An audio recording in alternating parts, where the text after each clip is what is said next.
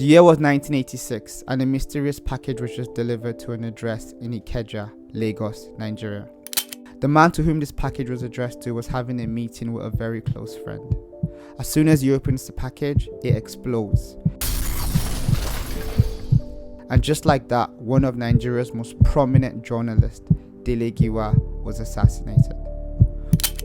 Who ordered the murder of Dele Giwa, and what lessons can we learn from the life, legacy and death of Dele Giwa? Now, for context, most of Nigeria's post-colonial years were dominated by a series of military coups. This marked a huge period of political instability across the country. Consequently, the following decisions come into immediate effect. The interim national government is hereby dissolved. The military men that emerged from this era were seen as ruthless, strict, and showed zero tolerance to dissent. This regime will be firm, humane, and decisive. We will not condone nor tolerate any act of indiscipline.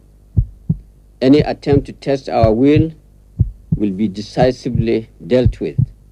Of all the military heads of state that emerged around this time, none was more enigmatic than Ibrahim Badamasi Babangida. General Babangida wasn't seen as the most ruthless man, but he was very Machiavellian in his approach. He himself seized power via a bloodless coup from General Muhammadu Buhari. You are all aware of the circumstances which led to the change in the leadership of the government of this country, and I need not to repeat it here. It was in the middle of this chaos that four brave men decided to start a newspaper which was going to focus on investigative journalism.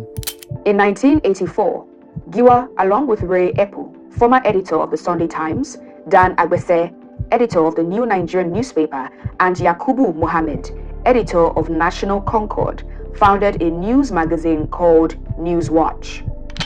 This ushered in the era of real and investigative journalism in Nigeria.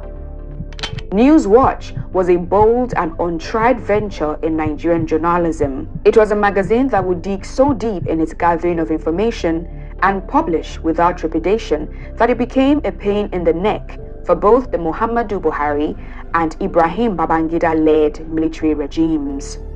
This brave decision set them on a dangerous collision course with the then military head of state, General Babangida. Newswatch published its first article in 1984, and less than 2 years after it was established, Dele Giwa was murdered. Following the death of Dele Giwa, an inquiry was opened to find out who murdered Dele Giwa. Lots of questions still remain unanswered. On Thursday, October 16, 1986, 3 days before his death, Giwa was interrogated by officials of the State Security Service (SSS). Did Dele Giwa have any other enemies that were not in the public spotlight? He was accused of planning to import arms into the country for the revolution. Unfortunately, a lot of these questions would eventually go unanswered.